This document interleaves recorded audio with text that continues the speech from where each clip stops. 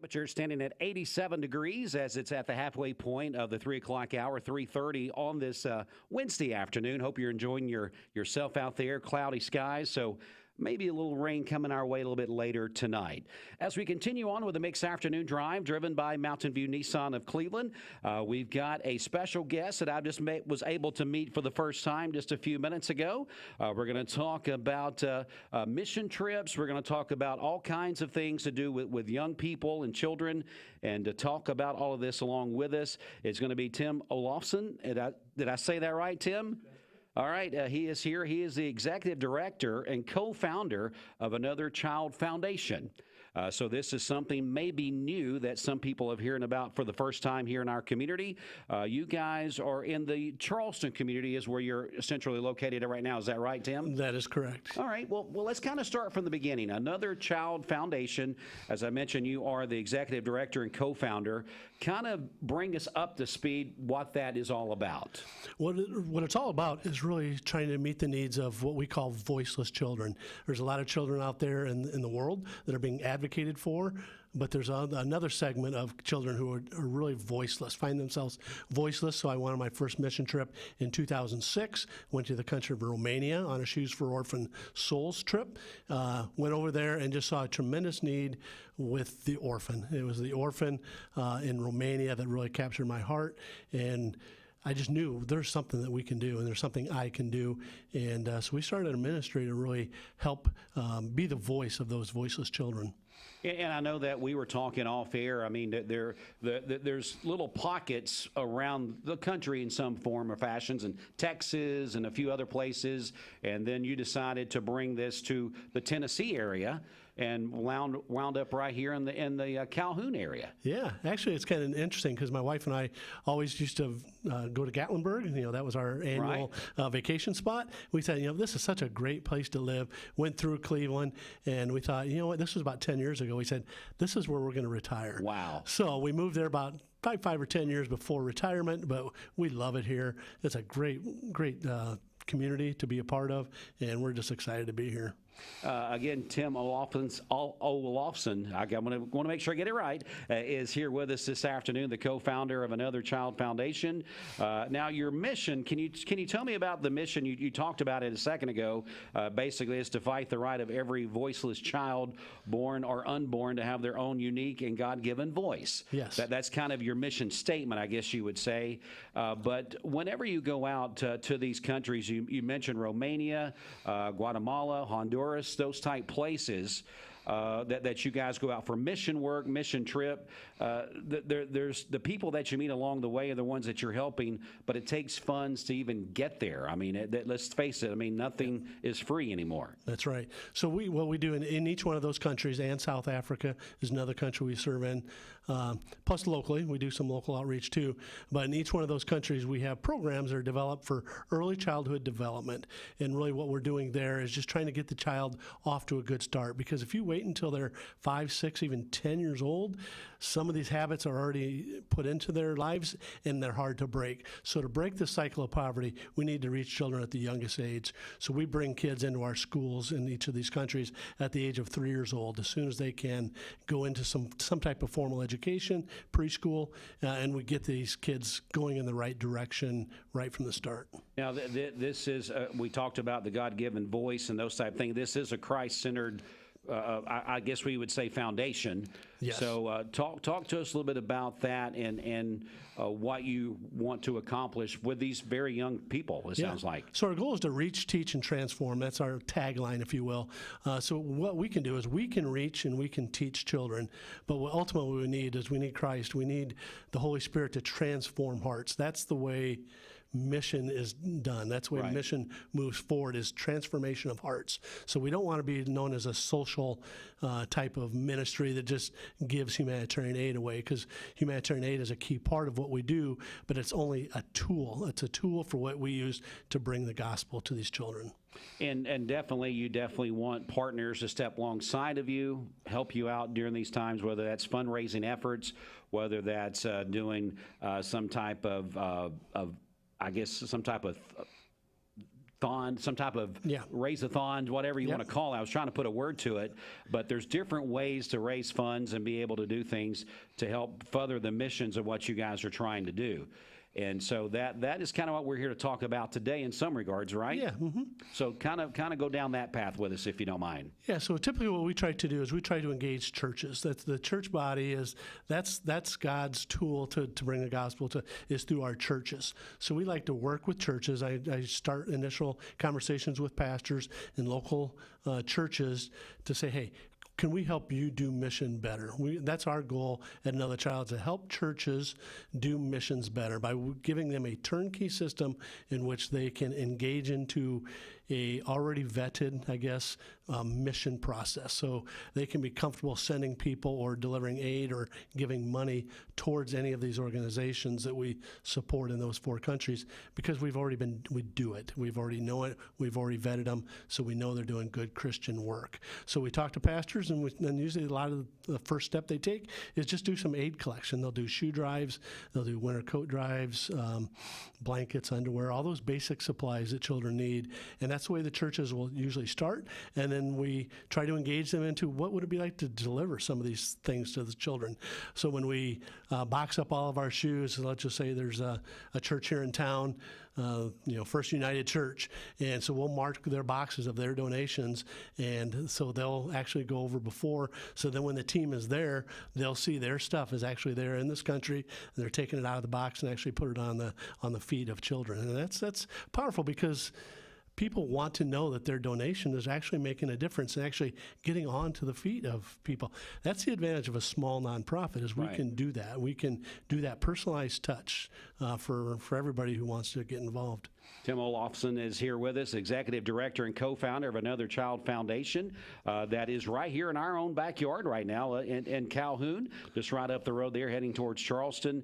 And they are looking for partnerships, they're looking for church, like-minded people to step alongside them and help out the countries and do some mission work. Now, a lot of this, so you're saying a lot of these churches that kind of come alongside of you after the tools are there and some fundraising efforts have been done, then some of those church members actually get to go to these countries and see firsthand what the fruits of their labors are. Yeah, well, I'm a big believer in the international mission trip is it's a catalyst to really change a person's spiritual walk. I wish everybody could have the opportunity to go on a mission trip. You'll see the world so much differently. You'll see the world. I say you see the world as Jesus sees the world, because you're out of your comfort zone. They're speaking a different language. The food is a little bit different, and it's just like, and you learn to trust God a little bit more. And it's just the international mission trip is something more people need to do. Short-term mission trips get a bad rap a lot of times, and it's superficial and stuff. But we have partners that we're already partnering with. So when we go there, it's all about building personal relationships with children, because basically what Another Child, if I was to wrap up what an ACF does, basically we take kids with a need and people who have the means to help and just bring those two people together. Mm-hmm. I know you guys just got finished with a campaign there with Romania, yes. and you were doing that. So kind of tell us how all that kind of came together for you. Yeah, so one of the cool things that the teachers have, so we'll do aid drives for shoes and blankets and things like that, but teachers have very specific needs they need within their classrooms. We have a school there called the Point of Hope Development Center. 150 kids come on a daily basis, but there's some unique things that these teachers need as teaching aids in their classrooms. So they go on to Amazon and they actually put together a wish list on there, and then we just share that with our donor base, or it's actually on our Facebook page, Another Child Foundation, and you can go there and you can click on it, and you can go there and buy items from $4 medicines up to a power saw, because within that Point of Hope Center we have a woodworking classroom, we have sewing classrooms, cooking classrooms, so there's items like that, pans that the teachers need for the cooking and things like that. So it's a great way an easy way to go there, click on the item, it's shipped automatically to us, and it's just an easy way to get involved. One of the things, too, you mentioned a while ago that doesn't matter what foundation or what organization we're talking about.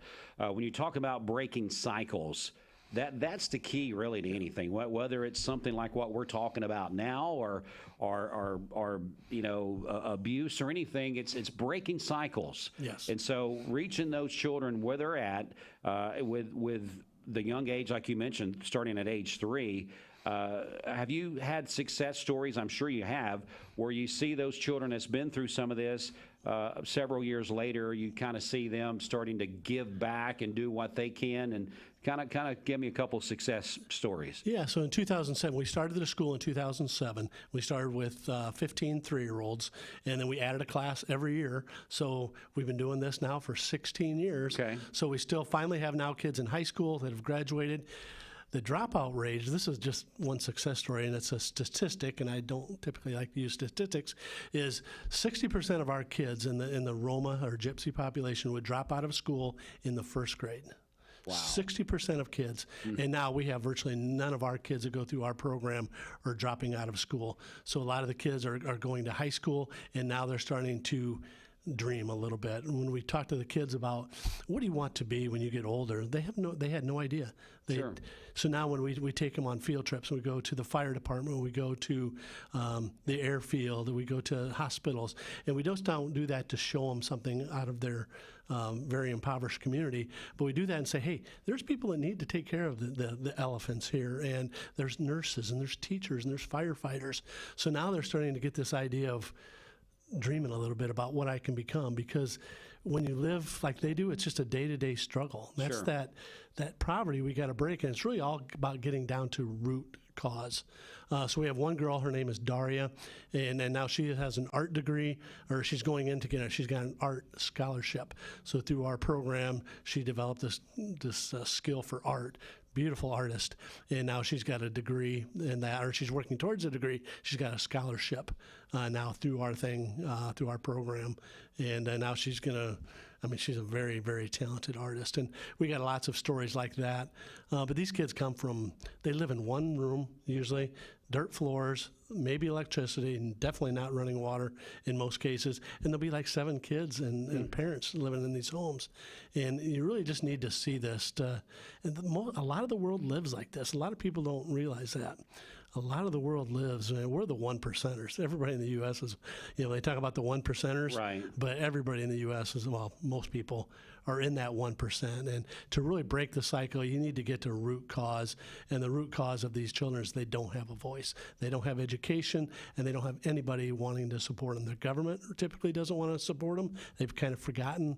And even the churches over there, to be honest, are not quite as willing to help as they should be. But we're breaking through that barrier of seeing these kids as valuable. And we do that in Guatemala, Honduras, Romania, and South Africa. Again, Tim Oloffson is here with us, Executive Director, Another Child Foundation, also the co-founder. All right, so we kind of talked about the needs and how you guys are fulfilling those. We talked about the local tie-in here. So how do we get involved? If we've got churches this Wednesday night, so we're hopefully got some people going to church tonight in the community, whether they're a youth pastor or just a young adult pastor, and whatever their circumstances are at their church, or maybe you're just that person in the church that always gets something like this started.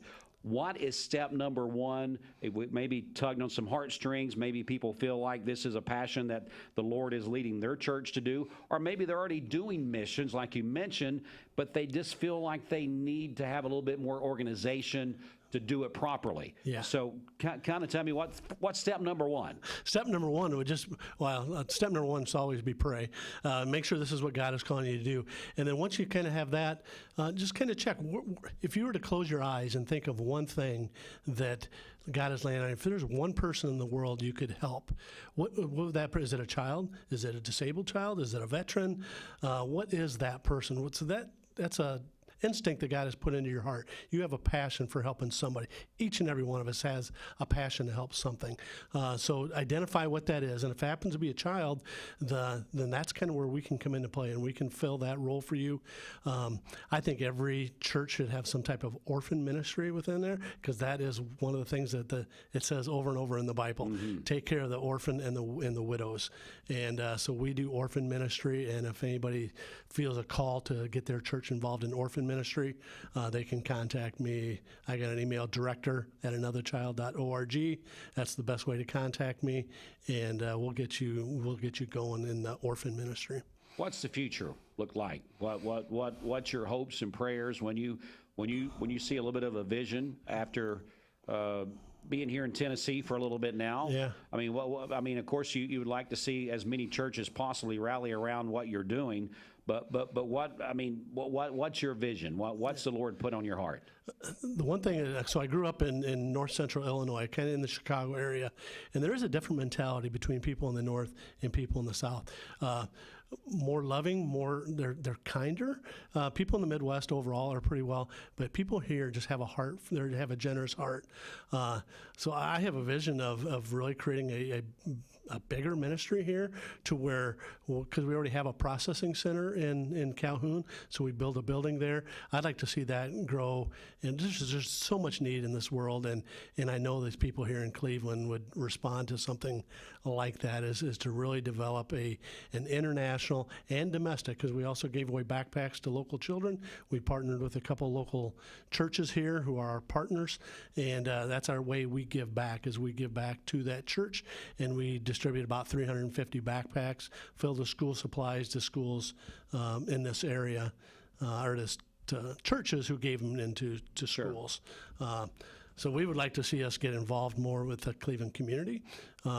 There's some local things that we can do to help children here, I'm sure, but we're not quite sure. We don't want to come in with a package program, say this is what we do, and kind of force it into something that's maybe not needed.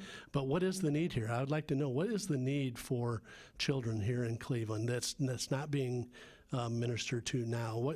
Maybe that's a hole we can fill. So if someone has an idea of what we could do for local children, that would be a great insight too. All right, Tim Oloffson is here with us, Executive Director and co-founder of Another Child Foundation. Now, we will have this up on our social media platform, mixtv.tv, in just a little while. We hope that you will take this and share it and maybe rewatch it and get more information.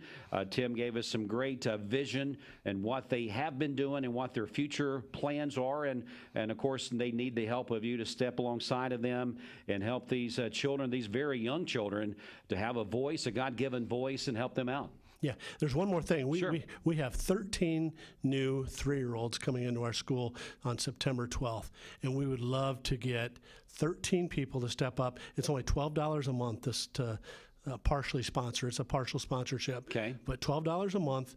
It's called our 12 for 12 program. It's $12 a month for 1 year, and that is an easy way to get in and to really start the educational process of one of the 3-year-olds that we got coming into the school in Romania on the 12th of September. 12th of September. That's coming up very soon. Yes, so, it is. So we hopefully got 12 people listening or watching this afternoon that says, you know what, $12, that's probably a cup of coffee in the morning and a bagel that I've been picking up. If you could do without that for 1 day a month, basically, Yep. Mm-hmm. You're going to be helping a child in Romania, a young child, not only hopefully break some barriers and have hope, but learn about Christ and salvation and what life means when you have hope and prayer and people pouring into you. Yes. So that is so valuable. Just the idea of someone 5,000 miles away praying for these children is just amazed that and actually the parents are too, that